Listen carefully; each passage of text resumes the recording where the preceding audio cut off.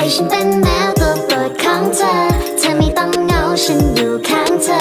ถ้าเธอไม่ไหวมากอดได้เลยถ้าเธอเรียกหาจะไปหาเลยให้ฉันเป็นแมวตัวโปรดของเธอเธอไม่ต้องเหงาฉันอยู่ข้างเธอถ้าเธอไม่ไหวมากอดฉันรออยู่ตรงนี้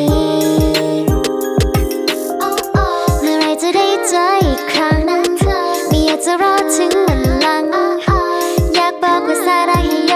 รอเธออยู่นะรอเธอมารักกันบอกฉันว่า I love you สักทีพาฉันไปทานมื้อเย็นด้วยสิ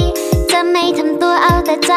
จะเป็นเด็กดีของเธอคนเดียวอยากจะไปหาแต่เช้าห่มผ้าให้ไหมเพื่อนหนาวถ้าเธอเป็นคนตื่นสายจะทำอาหารเช้าเพื่อ